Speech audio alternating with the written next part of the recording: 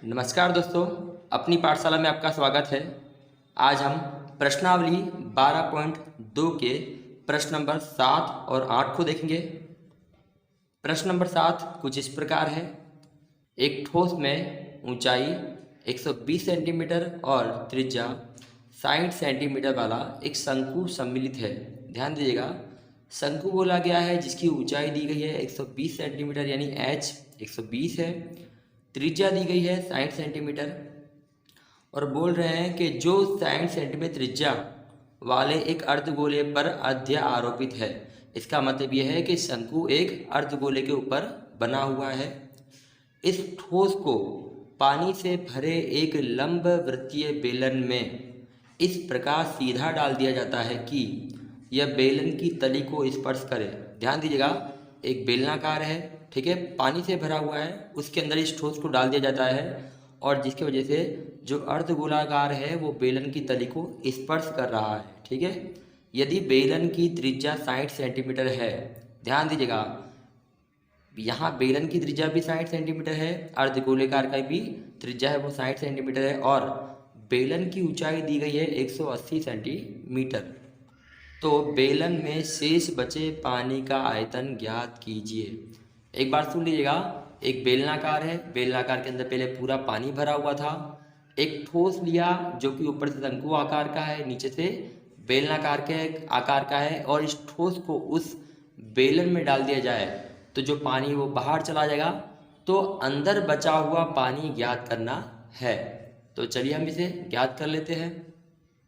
जैसा कि आप चित्र में देख सकते हो, एक बेलनाकार की आकृति दी गई है, ठीक है, जिसके अंदर जल भरा हुआ है और बोला गया है कि ठोस जो शंकु है जिसके नीचे एक अर्धगोलाकार दिया गया है, इस ठोस को यदि इसके अंदर डाल दिया जाए तो बचा हुआ पानी, यानी आपको पता तो है कि बेलन में अगर जैसे ये ठोस डालेंगे पानी बाहर चला जाएगा, तो जो पानी इसके अंदर रह गया है उसका आयतन ज्ञात करना है।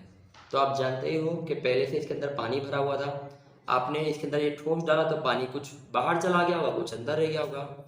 तो कितना पानी अंदर रह गया होगा? यदि इस बेलन में से, ध्यान दीजिएगा, इस बेलन में से यदि इस ठोस का आयतन में माइनस कर दूं तो बचा हुआ जो आयतन बचेगा वो पानी का आयतन बचेगा। ध्यान दीजिएगा, इस बेलन के ठोस में से, ठीक है, इस ठोस का आयतन, ये जो बेलनाकार दिया उसका आयतन है, उसमें से इस ठोस का आयतन में घटा दूं तो मुझे पानी का आयतन मिल जाएगा।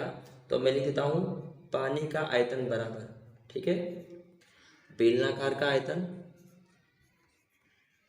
माइनस इस ठोस का आयतन। ठीक है, जैसा कि आप देख सकते हैं कि जो बेलनाकार है उसकी त्रिज्या यानी r बराबर 60 सेंटीमीटर है और इस बेलनाकार की जो ऊंचाई है वो लगभग दी है h बराबर 180 सेंटीमीटर। ठीक है, वही शंकु की जो ऊंचाई दी गई है वो 120 सेंटीमीटर है, त्रिज्या 60 सेंटीमीटर है और अर्धगोलाकार का जो त्रिज्या दी गई है वो भी लगभग 60 सेंटीमीटर है। ठीक है, तो चलिए हम इसमें से घटा देते हैं। बेलनाकार का सूत्र क्या होता है? तो बेलनाकार का आयतन का सूत्र होता है पाई r स्क्वायर h। क्योंकि यहाँ बेलनाकार का जो ऊंचाई है वो कैपिटल H है, इसलिए हम यहाँ पे कैपिटल H लेंगे, माइनस ठोस। ठोस में किसका समावेश होता है? तो ठोस के अंदर शंकु का भी समावेश हुआ है और अर्धगोलिका का भी समावेश है। इसका मतलब ये है कि हमें इन दोनों को घटाना होगा, तो माइनस शंकु का जो आयतन होता है वो होता है पाई r स्क्वायर। ठीक है, इसकी ऊंचाई क्या है? h है, तो ये h हो गया, बट्टे में आएगा 3। ठीक है, यानी ये इसका सूत्र होता है माइनस। अब जो अर्धगोलाकार का आयतन है वो होता है 2/3 पाई r घन। ठीक है, यानी बेलनाकार में से हमें शंकु का आयतन भी घटाना है और अर्धगोलाकार का भी आयतन घटाना है, तो इस प्रकार हो गया। अब आप देख सकते हो यहाँ पे कॉमन क्या है? तो यहाँ पाई r वर्ग है, यहाँ भी पाई r वर्ग है और यहाँ भी पाई r वर्ग है। तो पाई r वर्ग, इनको कॉमन को बाहर निकाल लीजिए। कोष्टक में क्या बचेगा? यहाँ बचेगा कैपिटल H माइनस पाई बाहर आ गया, r वर्ग बाहर आ गया, तो बचा क्या? h/3। तो यहाँ बचेगा स्मॉल h/3 माइनस का माइनस 2/3 का 2/3 पाई बाहर आ गया, r घन में से r वर्ग बाहर आ गया, तो बचेगा कितना? r। कोष्टक पूरा। ठीक है, बराबर का बराबर पाई का मान है 22/7, तो हमने लिख दिया 22/7। आर वर्ग का मान हो जाएगा 60 गुणा 60, क्योंकि आपको पता ही है आर का मान 60 दिया हुआ है, तो हम इसे 2 बार लिख सकते हैं। फिर आएगा कोष्टक, एच का मान दिया 180, तो हमने लिख दिया यहाँ पे 180 माइनस स्मॉल एच का मान है 120, तो ये हो जाएगा 120 और बट्टे में आ जाएगा 3 माइनस 2/3 का 2/3 और आर का मान 60 दिया है, तो 60 लिखकर कोष्टक 22/7 का 22/7 गुणाकार में यहाँ लिखा हुआ है 60 गुणा 60, तो हम लिख देंगे 60 गुणा 60। कोष्टक में क्या बचा 180 का 180 माइनस 120 के भागाकार में 3 है, यदि काटेंगे तो बचेगा 40, तो लिख दिया 40 माइनस यदि इस 3 से 60 को काटेंगे तो आएगा 20, ठीक है। और 20 का गुणाकार अगर मैं 2 से कर दूं तो आ जाएगा लगभग 40, तो यहाँ पे आ गया 40। ये कोष्टक फिर से बंद, ठीक है। यदि आप चाहो तो यहाँ गुणाकार कर सकते हैं, ठीक है। तो हम गुणाकार कर देते हैं पहले ही, ये 1 0 ये 1 0 हो जाएगा लगभग 2 0। 6 का गुणाकार 6 से करेंगे तो आएगा 36 और गुणाकार में बाहर है 22/7। तो हम यहाँ पे 180 में से 40 माइनस 40 यानी 80 घटा दे तो कितना बचेगा 100 बचेगा, तो हमने यहाँ पे लिख दिया लगभग 100, ठीक है। अब हमें कुछ नहीं करना है, यानी ऊपर ऊपर का गुणाकार कर देना है और जो आंसर आएगा उसमें 7 से भाग देना है, ठीक है। तो चलिए हम कर लेते हैं। जैसा कि आप देख सकते हो यहाँ 2 0 दिए हुए हैं, 2 0 ये रहे और 2 0 ये रहे, यानी 4 0, इन 4 0 को यहाँ लिख दीजिए, ठीक है। अब हमें कुछ नहीं करना है, एक की कोई वैल्यू नहीं होती है, तो 22 का गुणाकार हम 36 से करेंगे। 22 का पढ़ा यदि 6 बार पढ़ा जाए तो लगभग 132 आएगा, 132 का हो जाएगा 2, हाथ से चढ़ेगी 13। 22 का पढ़ा 3 बार पढ़ेंगे तो 22 दिया 66, 66 और 3 हो जाएगा 79, तो लगभग हो जाएगा 79 और बट्टे में आएगा लगभग 7, ठीक है। अब हम भाग दे रहे हैं, तो जब हम भाग देंगे तो हो जाएगा 7 एकम 7, ठीक है।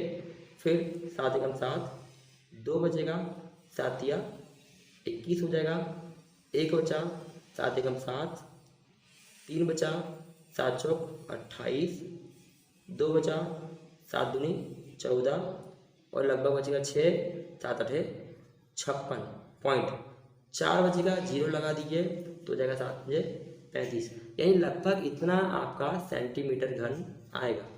लेकिन आपको ये तो पता ही होगा कि इतना मान आया है और पानी का जो मान है वो मीटर घन में आता है। इसका मतलब ये है कि यहाँ मीटर घन से मीटर घन में बदलना पड़ेगा। यदि सेंटीमीटर घन को मीटर घन में बदलना है तो ध्यान दीजिएगा आपको 3 बार 100 से भाग देना होगा। कितनी बार 3 बार, ठीक है। तो हम कर देते हैं 1131428.5 और यहाँ मैं कर देता हूँ 3 बार 100 से भाग दे देता हूँ 100 100 और ये हो गया 100 और ये हो जाएगा मीटर घन। तो आपको पता ही है कि सेंटीमीटर में से जब मीटर घन में बदला जाता है तो आपको लगभग 3 बार 100 से भाग देना होता है, तो हमने यहाँ पे लिख दिया है। और आपको ये भी पता होगा कि जितने भी जीरो कट करने हो नीचे से उतना ही पॉइंट आगे आ जाता है। यहाँ हम देख सकते हैं 1 2 3 4 5 और 6, यानी नीचे 6 जीरो एक्स्ट्रा है। इसका मतलब ये पॉइंट 6 अंक आगे खसकेगा, तो यहाँ से 1 2 3 4 5 और 6 तो हो जाएगा 1.131428 मीटर घन, ठीक है। यानी लगभग इतना पानी इसके अंदर रह जाएगा। तो चलिए अब हम अगले प्रश्न की ओर चलते हैं। जैसा कि आप प्रश्न में देख सकते हैं लिखा हुआ है एक गोलाकार कांच के बर्तन की एक बेलन के आकार की गर्दन है, ठीक है। यानी एक गोलाकार कांच है यानी बर्तन है, उसकी गर्दन है जो कि बेलनाकार की है, जिसकी लंबाई 8 सेंटीमीटर है। ध्यान दीजिएगा जो गर्दन है वो 8 सेंटीमीटर लंबी है और व्यास दिया गया है 2 सेंटीमीटर, ठीक है। जबकि गोलाकार का जो भाग है उसका व्यास दिया गया है 8.5 सेंटीमीटर। इसमें भरे जा सकने वाले पानी की जो मात्रा है, ठीक है, मापकर एक बच्चे ने यह ज्ञात किया कि इस बर्तन का जो आयतन है वो 345 सेंटीमीटर घन है। जांच कीजिए कि उस बच्चे का उत्तर सही है या नहीं, यह मानते हुए कि उपरोक्त मापन आंतरिक मापन है और जहाँ पाई बराबर 3.14 दिया गया है। ठीक है, यानी हमको एक गोलाकार बर्तन दिया गया है जिसके ऊपर एक बेलनाकार की आकृति है। ठीक है, यानी गर्दन है। लिखा है कि बेलनाकार की जो गर्दन है उसकी लंबाई 8 सेंटीमीटर है और बेलनाकार का जो व्यास है वो लगभग 2 सेंटीमीटर है और गोलाकार का जो व्यास है वो 8.5 सेंटीमीटर है। और बच्चे ने पता लगाया है कि उसका आयतन यानी उस पानी का आयतन जो उसमें भरा हुआ है वो 345 है। हमें बताना है कि क्या वो सही है या गलत है। तो चलिए हम इसे ज्ञात कर लेते हैं। जैसा कि आप चित्र में सामने देख सकते हैं, एक गोलाकार बर्तन है, उसके ऊपर एक बेलनाकार की गर्दन बनी हुई है। इस बेलनाकार की जो ऊंचाई है वो लगभग 8 सेंटीमीटर है और इसका व्यास कितना दिया गया है, 2 सेंटीमीटर। और जो गोलाकार की आकृति है गोलाकार की, उसका व्यास दिया गया है लगभग 8.5 सेंटीमीटर। ठीक है, अब हमको ज्ञात करना है इसके अंदर कितना पानी भर जाएगा। ध्यान दीजिएगा, इसका मतलब हम कह सकते हैं कि पानी का आयतन बराबर गोलाकार का आयतन प्लस, ठीक है, इस बेलनाकार का आयतन। ठीक है, उससे पहले हमें इन दोनों की त्रिज्या पता होनी चाहिए। तो हम कह सकते हैं कि जो बेलनाकार है उसकी त्रिज्या, ध्यान दीजिएगा, बेलनाकार की त्रिज्या स्मॉल आर बराबर, ठीक है, इसकी आधी त्रिज्या होगी। यदि व्यास 2 सेंटीमीटर है तो त्रिज्या हो जाएगा 1 सेंटीमीटर, तो हमने लिख दिया 1 सेंटीमीटर। ठीक है, और ये जो गोलाकार है उसकी त्रिज्या क्या होगी, तो हम बोल सकते हैं गोलाकार की त्रिज्या कैपिटल आर बराबर, आपको पता ही है कि इसकी आधी होगी, तो 8.5 सेंटीमीटर बट्टे में 2। यदि आप चाहो तो इसे लिख सकते हैं 4.25। ठीक है, तो चलिए अब हम इसका पानी का आयतन निकाल लेते हैं। तो लिखेंगे पानी का आयतन बराबर बेलनाकार का आयतन प्लस गोलाकार का आयतन।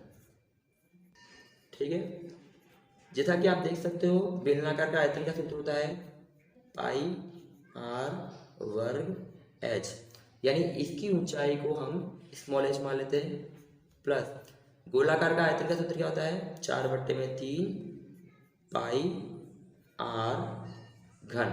ठीक है, तो यहाँ हम देख सकते हैं दोनों में कॉमन क्या है, दोनों में कॉमन है पाई, तो हमने पाई बाहर निकाल लिया। कोष्टक में क्या बचेगा, कोष्टक में बचेगा आर वर्ग एच प्लस 4/3 पाई बाहर चला गया, हो जाएगा आर घन। ठीक है, अब कुछ नहीं करना है, अब हमें इसमें मान रख देना है। पाई का पाई लिख देते हैं हम लोग, कोष्टक में आर वर्ग, आर का मान कितना दिया हुआ है, 1 दिया हुआ है, तो हम यहाँ कर देंगे 1 गुणाकार में 1 गुणाकार में एच, एच का मान दिया गया लगभग 8 सेंटीमीटर, तो ये 8 हो गया, प्लस 4/3 का 4/3, आर का मान दिया गया है 4.25। ठीक है, हम चाहे तो 8.5 लिख सकते हैं, बट्टे में 2 कर देंगे, तो लिख देते हैं 8.5 बट्टे में 2, 8.5 बट्टे में 2 और 8.5 बट्टे में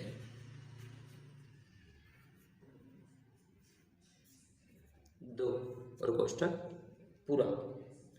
पाई का पाई हो जाएगा, गुणाकार में की कोई वैल्यू नहीं होती तो ये 8 का हम लिख देंगे 8। ठीक है, प्लस अब हम इनको सबका गुणाकार करना है, इस 4 से ये 4 कट जाएगा। ठीक है, 8.5 का गुणाकार 8.5 का गुणाकार 8.5 का, यानी इन तीनों का जब गुणाकार करोगे तो लगभग हमें प्राप्त होगा 614.125। ठीक है, और बट्टे में क्या है, इस 3 का गुणाकार 2 से कर दिया जाए तो लगभग हो जाएगा 6, ये कोष्टक बंद। इस पाई का मान दिया गया है हमें 3.14। ठीक है, और यदि हम इसका आलासा निकालें तो इसका गुणाकार 6 से करेंगे। ठीक है, और ये सबको जोड़ देंगे तो ये हो जाएगा 48 प्लस 614.125 और बट्टे में कितना बचा, बट्टे में बचा है 6। ठीक है, अब हमें कुछ नहीं करना है, चाहे तो हम इसका गुणा कैसे कर सकते हैं या आपस में जोड़कर 6 से भाग दे दें तो हो जाएगा यहाँ पे 3.14। हम क्या करते हैं, इन दोनों को जोड़ देते हैं, 8 और 4 होता है 12, 12 की 2, हाथ से चढ़ी 1, 4 और 1 5, 5 और 1 6, तो लगभग हो गया 662.125 और भागाकार में 6 हो गया। ठीक है, हमें कुछ नहीं करना है, हम इससे भाग देते हैं, जोड़ करके कितना आता है। जैसा कि आप देख सकते हो 3.14 दिया है, तो हम लिख देंगे 3.14।